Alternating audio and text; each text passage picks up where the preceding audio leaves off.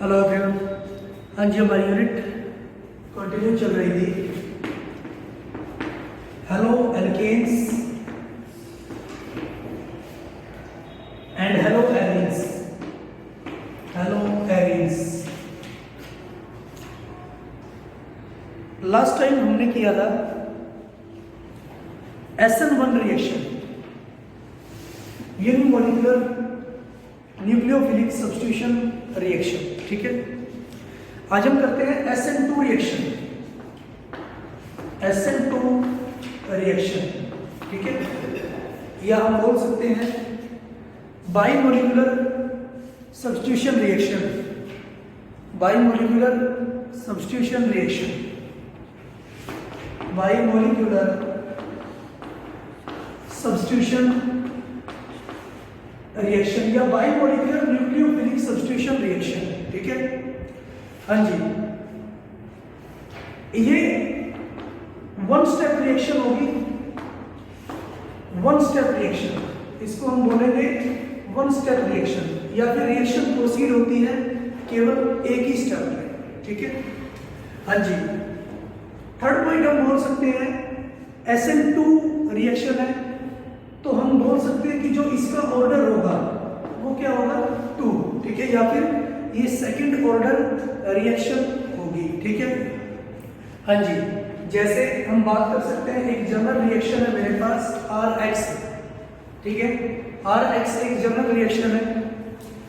इसमें क्या होगा, न्यूक्लियोफाइल अटैक होगा, क्योंकि हमें पता है वन स्टेप रिएक्शन होती है।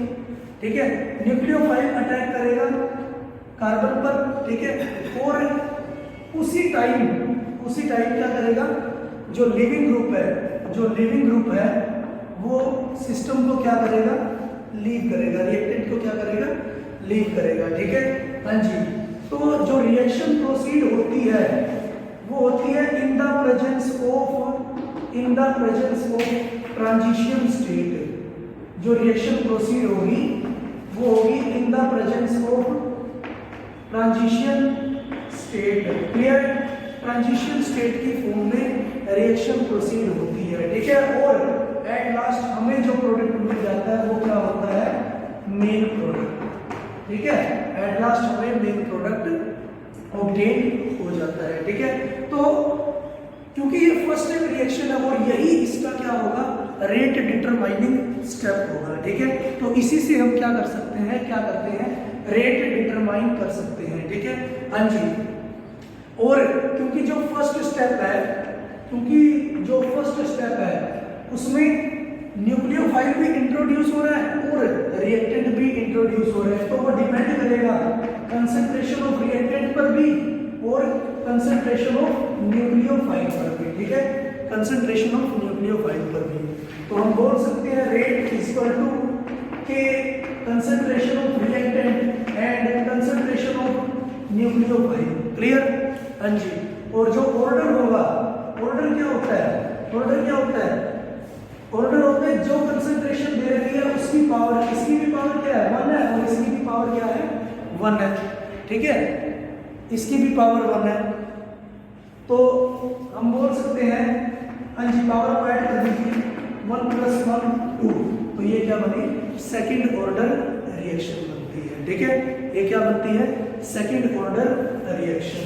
क्लियर, हाँ जी। जो SN1 होती है उसमें सिर्फ जो रेट डिपेंड करती है ओनली रिएक्टेंट पर करता है। ठीक है, न्यूक्लियोफाइल फर्स्ट स्टेप में इंट्रोड्यूस नहीं होता या फिर रेट डिटरमाइनिंग स्टेप में इंट्रोड्यूस नहीं होता। ठीक है, हाँ जी। नेक्स्ट हम बोल सकते हैं सेकंड ऑर्डर रिएक्शन है। नेक्स्ट हम बोल सकते हैं the reaction will proceed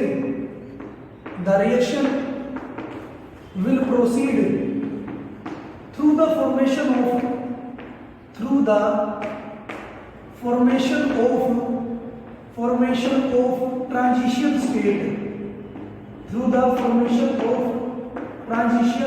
state, clear है, क्योंकि SN1 इंटरमीडिएट के थ्रू जाती थी, लेकिन ये क्या जाती है, ट्रांजिशन स्टेट के थ्रू जाती है। ठीक है, क्लियर है, हाँ जी। नेक्स्ट हम बोल सकते हैं कि जो electron withdrawing group favours favours the reaction, ठीक है, इलेक्ट्रॉन विड्रॉइंग ग्रुप रिएक्शन को फेवर करेंगे, ठीक है। ऐसा क्यों होता है, ठीक है, मुझे पता है कि जो रिएक्शन है वो प्रोसीड होती है इन द प्रेजेंस ऑफ या with the formation of transition state, ठीक है। इसमें हम देखते हैं कि जो ये लिविंग ग्रुप होता है ये भी इलेक्ट्रॉन रिच होता है, और जो न्यूक्लियोफाइल होता है ये भी क्या होता है, इलेक्ट्रॉन रिच होता है, ठीक है। ये पूरी तरह से सिस्टम को छोड़कर नहीं गया है, ठीक है, और न्यूक्लियोफाइल सिस्टम के पास आ भी गया, ठीक है। ये पूरी तरह से छोड़कर नहीं गया है सिस्टम को, लेकिन ये सिस्टम के पास पहुंच चुका है, ठीक है। तो इसका मतलब जो सिस्टम है वहां पर इलेक्ट्रॉन डेंसिटी इसकी भी काउंट होगी और इसकी भी काउंट होगी, ठीक है। तो इसका मतलब जो सिस्टम है उसकी इलेक्ट्रॉन डेंसिटी या एनर्जी क्या हो जाती है, ज्यादा हो जाती है, ठीक है। सिस्टम में इलेक्ट्रॉन डेंसिटी ज्यादा हो जाती है क्योंकि ये पूरी तरह से गया नहीं है, ठीक है, और ये आ गया है सिस्टम के अंदर। तो दोनों की इलेक्ट्रॉन डेंसिटी हम काउंट करेंगे, ठीक है। और हम बोल सकते हैं कि सिस्टम में इलेक्ट्रॉन डेंसिटी बहुत ज्यादा हो जाती है, ठीक है, और उस सिस्टम की इलेक्ट्रॉन डेंसिटी ज्यादा होगी, उसको कम करने के लिए क्या करना पड़ेगा, इलेक्ट्रॉन विड्रॉइंग ग्रुप को अटैच करना पड़ेगा, ठीक है, इलेक्ट्रॉन विड्रॉइंग ग्रुप को अटैच करना पड़ेगा। तो हम बोल सकते हैं कि जो इलेक्ट्रॉन विड्रॉइंग ग्रुप है वो रिएक्शन को फेवर करेंगे, या फिर अगर इलेक्ट्रॉन विड्रॉइंग ग्रुप प्रेजेंट है तो रिएक्शन जल्दी कंप्लीट हमारी हो जाएगी। क्लियर? हाँ जी। तो इस केस में हम ऑर्डर लिख सकते हैं कि अगर हमारे पास प्राइमरी हैलाइड होगा, तो वो ज्यादा रिएक्टिव होगा as compare to secondary halide, ठीक है, क्योंकि प्राइमरी हैलाइड में जो इलेक्ट्रॉन डोनेटिंग एल्काइल ग्रुप होता है वो कम होता है, ठीक है। हाँ जी। नेक्स्ट टर्शरी हैलाइड, ठीक है, टर्शरी हैलाइड, ठीक है। तो सबसे कम रिएक्टिविटी होगी टर्शरी हैलाइड की, ठीक है, लेकिन SN1 में सबसे ज्यादा रिएक्टिविटी होती थी, ठीक है, टर्शरी हैलाइड की हो जाएगा। नेक्स्ट हम बोल सकते हैं कि स्टीरियोकेमिस्ट्री की अगर हम सॉल्वेंट की बात करते हैं, non polar solvent, non polar या फिर aprotic, non polar aprotic solvent favours the reaction, ठीक है। अगर रिएक्शन नॉन पोलर होगा, सॉल्वेंट नॉन पोलर होगा या एप्रोटिक होगा तो रिएक्शन जल्दी प्रोसीड होगी। क्लियर? नेक्स्ट पॉइंट हम बोल सकते हैं स्टीरियोकेमिस्ट्री की अगर हम बात करते हैं स्टीरियोकेमिस्ट्री की, तो स्टीरियोकेमिस्ट्री में ये देगा इन्वर्जन ऑफ कॉन्फ़िगरेशन, ठीक है। हाँ जी, इन्वर्जन ऑफ कॉन्फ़िगरेशन ये शो करेगा, ऑफ कॉन्फ़िगरेशन ये शो करता है स्टीरियोकेमिस्ट्री में, ठीक है। इन्वर्जन ऑफ कॉन्फ़िगरेशन ये शो करेगा, ठीक है। हाँ जी, इन्वर्जन ऑफ कॉन्फ़िगरेशन कैसे शो करता है?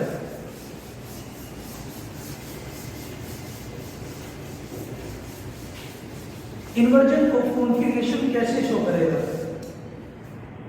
हाँ जी, हमारे पास कोई एक स्टीरियो सेंटर है, कार्बन है C2H5 Br, ठीक है, दो इन द प्लेन है, दो atom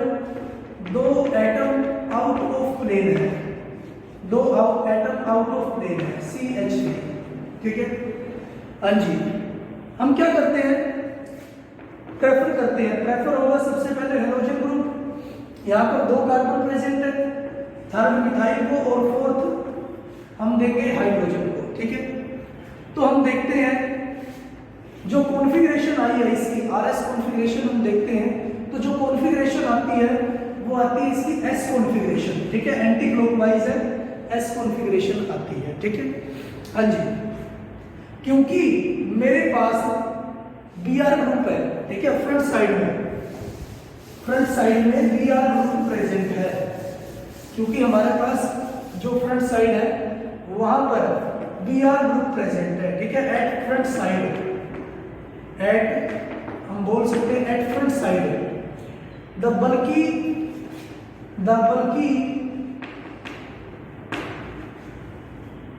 leaving group is present. हाँ जी, बल्कि लिविंग ग्रुप प्रेजेंट है, ठीक है। तो जो न्यूक्लियोफाइल है वो भी क्या है, इलेक्ट्रॉन डेंसिटी ज्यादा होती है, इसके पास भी इलेक्ट्रॉन डेंसिटी ज्यादा होती है। अगर ये नेगेटिवली चार्ज है, ये भी नेगेटिवली चार्ज है, तो दोनों बल्कि भी होंगे। तो इसका मतलब अगर ये फ्रंट साइड से आता है तो यहाँ पर क्या आ जाती है, स्टीरिक हिंड्रेंस आ जाती है, ठीक है। ये भी बल्कि है और वो भी बल्कि है, ठीक है। तो यहाँ पर स्टीरिक हिंड्रेंस आ जाती है, जिसकी वजह से अटैक पॉसिबल नहीं होगा, अटैक नॉट पॉसिबल। या फिर हम बोल सकते हैं कि जो फ्रंट साइड अटैक होगा वो पॉसिबल नहीं होगा, ठीक है। जो फ्रंट साइड अटैक होगा वो पॉसिबल नहीं होता, क्योंकि अगर कार्बन कटायन का केस हम कर रहे थे SN1 रिएक्शन में, वहां पर कोई लिविंग ग्रुप या कोई इलेक्ट्रोनेगेटिव एटम प्रेजेंट नहीं था, कोई बल्कि ग्रुप प्रेजेंट नहीं था। तो जो न्यूक्लियोफाइल है वो अटैक कर सकता था फ्रंट साइड से भी और बैक साइड से भी, लेकिन यहाँ पर बल्कि ग्रुप प्रेजेंट है फ्रंट साइड में, ठीक है। और जो अटैक होगा वो सिर्फ पॉसिबल है कहाँ से, ओनली बैकवर्ड डायरेक्शन से, ठीक है। हाँ जी, ओनली बैक साइड डायरेक्शन से जो अटैक है वो पॉसिबल हो सकता है, ठीक है।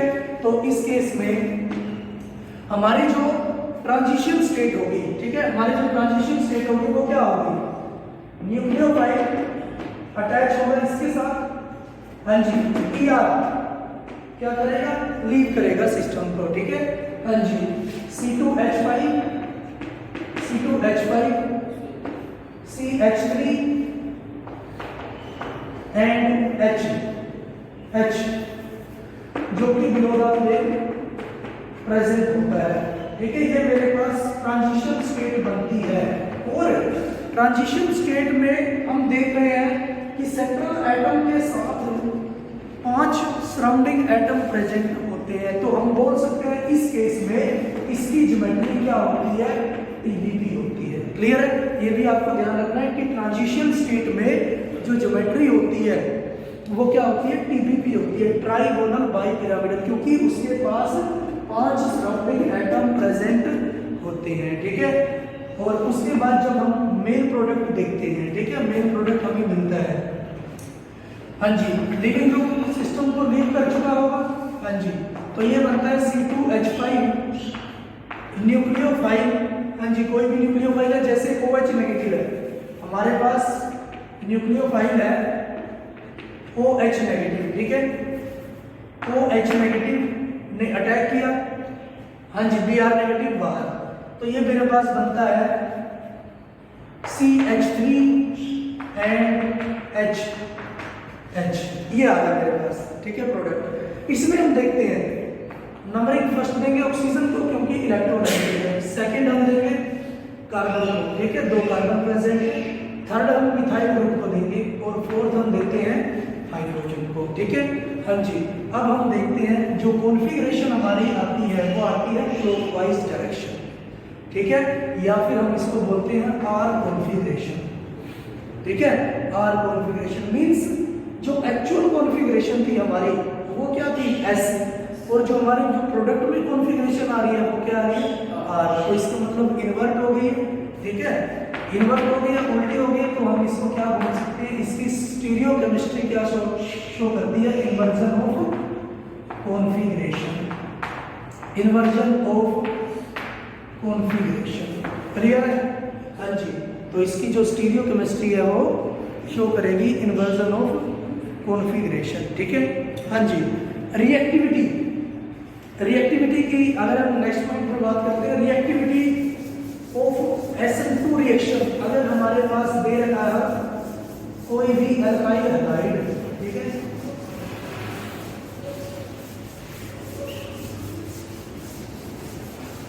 Reactivity in terms of alkyl halide, ठीक है। हाँ जी, हमारे पास क्या होगा, Ri सबसे ज्यादा रिएक्टिव होगा, ठीक है, देन RBr, देन RCl, ठीक है, ये सबसे ज्यादा रिएक्टिव होगा। क्यों?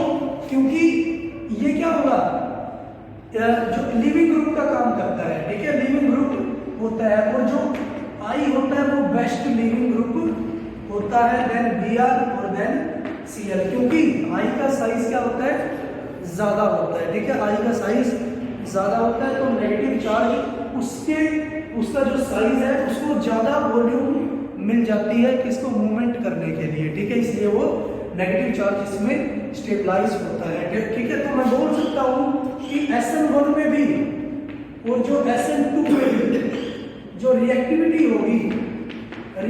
होगी इन टर्म्स ऑफ हैलाइड्स, ठीक है, वो सेम होगी, ठीक है, SN1 में भी और SN2 में भी जो रिएक्टिविटी होगी वो क्या होगी, सेम होगी। हो जाएगा, क्लियर है? हाँ जी। नेक्स्ट हम बोल सकते हैं, ये थी हमारी SN2 रिएक्शन, ठीक है, SN2 रिएक्शन जो कि आपके एग्जाम पॉइंट ऑफ व्यू के लिए बहुत ज़्यादा इंपॉर्टेंट होगी, ठीक है, SN1 और SN2 रिएक्शंस, ठीक है। नेक्स्ट हम कुछ स्टीरियोकेमिस्ट्री की बात करते हैं, ठीक है, कुछ बेसिक कंसेप्ट्स की बात करते हैं, ठीक है। Basic concept about optical isomerism, basic concepts about optical isomerism, कुछ बेसिक कंसेप्ट, ठीक है। सबसे पहले तो प्लेन पोलराइज्ड लाइट क्या होती है, ठीक है, या ऑप्टिकल आइसोमर क्या होते हैं, ठीक है, ऑप्टिकल आइसोमर्स क्या होते हैं, ठीक है। हाँ जी, हमारे पास एक ऑर्डिनरी लाइट होती है, ठीक है, जिसे हम सनलाइट को भी बोल सकते हैं, ठीक है। हमारे पास एक ऑर्डिनरी लाइट होगी जो प्रोपेगेट करती है सभी डायरेक्शंस में, ठीक है, जो प्रोपेगेट करती है सभी डायरेक्शंस में, ठीक है। हाँ जी, अगर मैं उस ऑर्डिनरी लाइट को एक स्लिट रिंग से पास करवाता हूँ, उस ऑर्डिनरी लाइट को अगर हम एक स्लिट रिंग से पास करवाते हैं, ठीक है, तो वो जो स्लिट रिंग है हमें उस लाइट की एक डायरेक्शन दे देती है, जिसकी वजह से और उस डायरेक्शन से ही, उस एक डायरेक्शन से ही हम इस लाइट की सारी कैरेक्टरिस्टिक्स को स्टडी करते हैं, ठीक है। मींस ये जो स्लिट रिंग है ये सिंप्लीफाई करवाती है, ये सारे डायरेक्शन में घूम रही है, एक डायरेक्शन को हम पकड़ लेते हैं, ठीक है, और सिंप्लीफाई करना हो जाता है, सिंप्लीफाई हो जाता है हमें इसको स्टडी करना, ठीक है।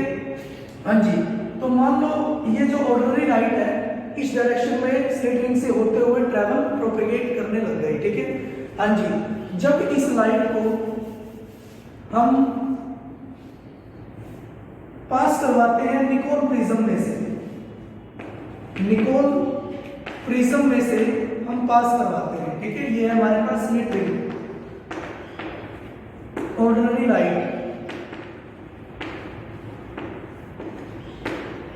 हाँ जी, निकोल प्रिज्म में से जब हम इसको पास करवाते हैं, ठीक है, तो जो लाइट हमें ऑब्टेन होती है वो होती है प्लेन पोलराइज्ड लाइट, ठीक है, जो लाइट हमें ऑब्टेन होती है वो होती है प्लेन पोलराइज्ड लाइट, ठीक है, PPL हम बोल सकते हैं उसको, ठीक है।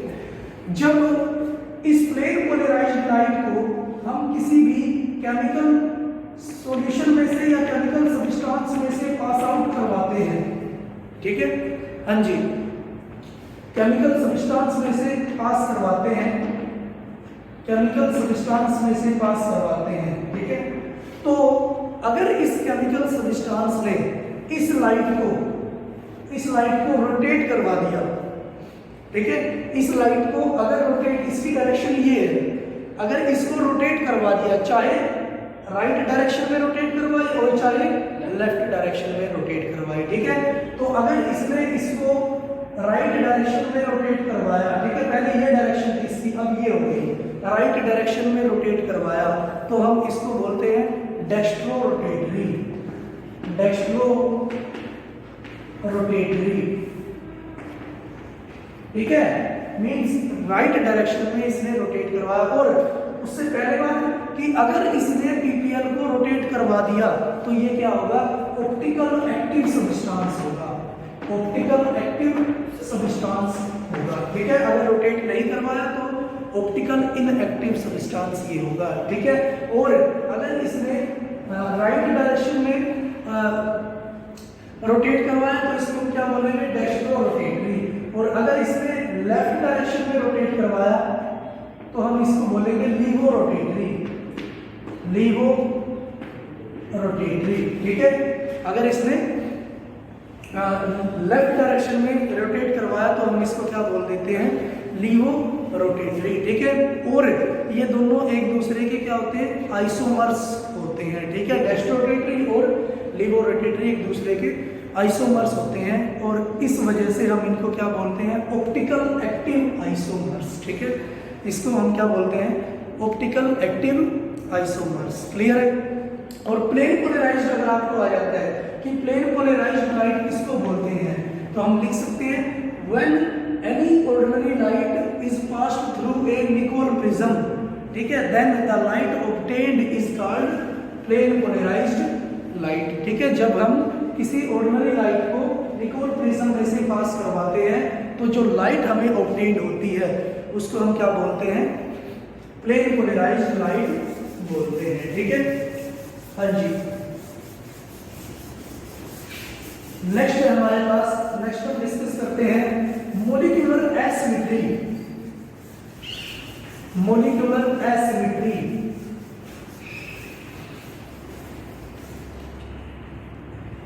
Kinetic and enantiomers, molecular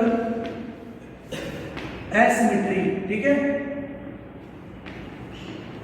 molecular asymmetry, सबसे पहले हम बात करते हैं मॉलिक्यूलर एसिमेट्री क्या होगा।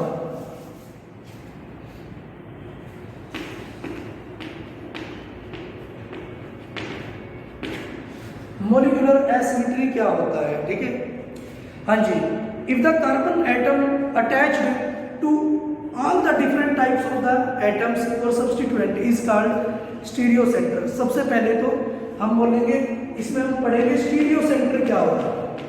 स्टीरियो सेंटर, स्टीरियो सेंटर होता है अगर कार्बन के साथ चारों जो डिफरेंट एटम प्रेजेंट होते हैं तो उस सेंट्रल कार्बन को हम क्या बोल सकते हैं, स्टीरियो सेंटर बोल सकते हैं, ठीक है। If the carbon atom attached, if the carbon atom is attached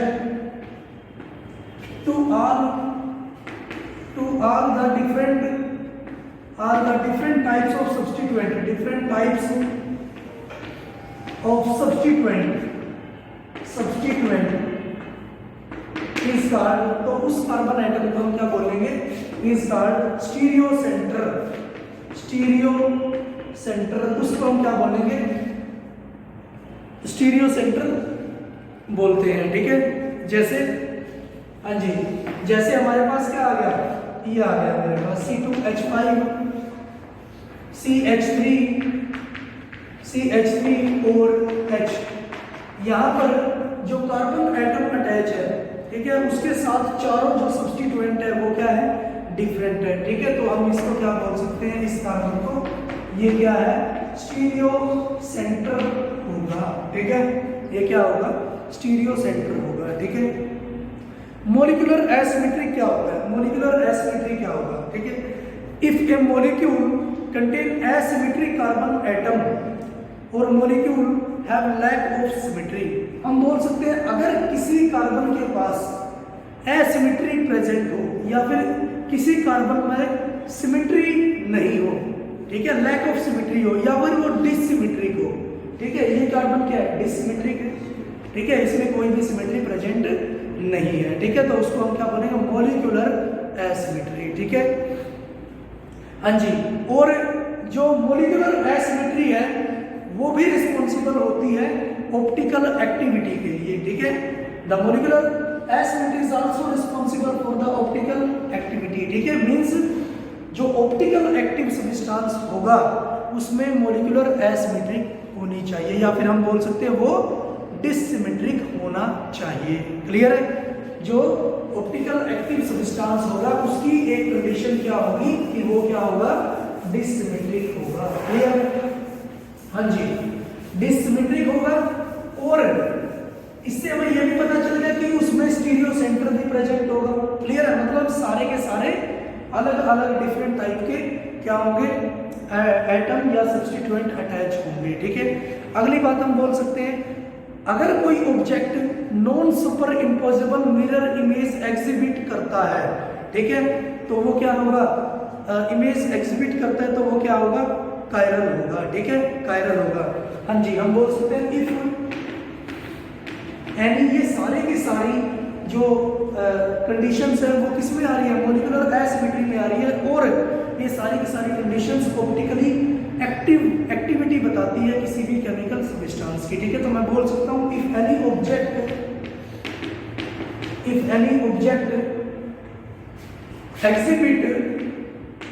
exhibit non superimposable mirror image, superimposable mirror image, non superimposable mirror image to each other, ठीक है, तो वो भी क्या होगा, ऑप्टिकल एक्टिव होगा। ठीक है, या फिर हम बोल सकते हैं वो क्या होगा, कायरल होगा। ठीक है, non super imposable mirror image कोई एग्जिबिट करता है सब्सटेंस तो उसको हम कायरल बोल सकते हैं, वो भी एक ऑप्टिकल एक्टिविटी की कंडीशन होगी। या फिर हम बोल सकते हैं इफ एनी ऑब्जेक्ट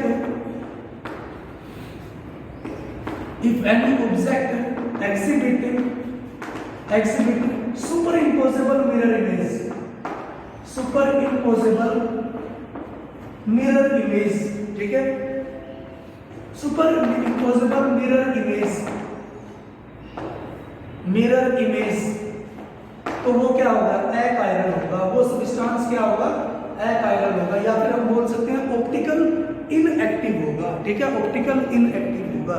ठीक है, हाँ जी, तो हम बात करते हैं कि सुपर इम्पोजेबल कौन सी मिरर इमेज होगी। जैसे मैं ये बोल देता हूँ, ये हमारे पास एक स्फीयर है, ठीक है, और ये हमारे पास, ये भी हमारे पास एक क्या है, स्फीयर है, ये भी हमारे पास एक स्फीयर है। ठीक है, अगर हम इसको एज इट इज इस पर उठाकर रख दें, ठीक है, तो वो क्या बन गई, सुपर इम्पोजेबल, और ये फिट बैठ जाता है इस पर। ठीक है, तो इसको हम क्या बोल सकते हैं, सुपर इम्पोजेबल मिरर इमेज। ठीक है, हाँ जी, ये मेरे पास एक सर्कल है, ये भी मेरे पास एक सर्कल है। ठीक है, हाँ जी, इसको हम डायरेक्ट इसके ऊपर रख दें, ठीक है, तो वो भी क्या बन गई, वो फिट बैठ जाती है, तो वो भी क्या बन गई, सुपर इम्पोजेबल मिरर इमेज बन गई है। ठीक है, लेकिन हमारे जो हैंड्स है, ठीक है, हमारे जो हाथ है, अगर मैं इसके ऊपर एज इट इज ये हाथ रख देता हूं तो ये फिट नहीं बैठते। ठीक है, ये फिट नहीं बैठते। इसके लिए क्या करना पड़ेगा, हमें जो एक हाथ है उसको 180 डिग्री रोटेट करना पड़ेगा। ठीक है, और उसके बाद ये फिट बैठेंगे, तो ये क्या हो गई, non super imposable mirror image हो गई। ठीक है, तो हमारे जो हैंड्स होते हैं वो non super imposable mirror image show करते हैं। हमारे जो पैर होते हैं फिट होते हैं, वो भी क्या होते हैं, वो भी क्या करते हैं, non super imposable mirror image show करते हैं। ठीक है, और वो क्या होंगे, अगर इस तरह का कोई सब्सटेंस आ जाता है जिसके पास non super imposable mirror image exhibit होती है, तो उसको हम क्या बोलते हैं, कायरल सब्सटेंस या फिर ऑप्टिकल एक्टिव सब्सटेंस। ठीक है, हाँ जी, तो ओवरऑल अगर हमें ऑप्टिकल एक्टिविटी की, ऑप्टिकल एक्टिव सब्सटेंस की अगर हमें कंडीशंस पूछी जाए, ठीक है, तो ओवरऑल हम बोल सकते हैं, कि कौन कौन सी उसमें प्रॉपर्टी होनी चाहिए। ठीक है, हाँ जी, तो आप एक वर्ड से इसको याद रखिएगा, डोंक, DONC। ठीक है, डोंक, डी मीन्स डिसिमेट्रिक, कि वो डिसिमेट्रिक होना चाहिए, उसमें सिमेट्री नहीं होनी चाहिए। ठीक है, वो मीन्स ऑप्टिकल एक्टिव है, वो ऑप्टिकल एक्टिव होगा। अगर वो डिसिमेट्रिक है तो वो ऑप्टिकल एक्टिव होगा। ठीक है, and means non super imposable mirror image होनी चाहिए, non super imposable mirror image होनी चाहिए। क्लियर, और सी मीन्स वो कायरल होना चाहिए। ठीक है, क्लियर। कायरल होना चाहिए, ठीक है। हम इसको बोल सकते हैं स्टीरियो सेंटर, स्टीरियो सेंटर, क्योंकि स्टीरियो सेंटर कार्बन उसके पास प्रेजेंट होना चाहिए, क्योंकि हर स्टीरियो सेंटर क्या होता है, कायरल होता है, ठीक है। हर स्टीरियो सेंटर कार्बन एटम क्या होगा, कायरल होगा। और स्टीरियो सेंटर क्या होगा, जिसके पास चारों एटम, चारों सब्स्टिट्यूएंट क्या हो, डिफरेंट डिफरेंट होते हैं, ठीक है, उसको हम स्टीरियो सेंटर बोलते हैं। क्लियर है, हो जाएगा। तो इस तरह से हम ऑप्टिकल एक्टिविटी भी इसकी बता सकते हैं, ठीक है। तो आज के लिए इतना ही। Thank you for cooperation. और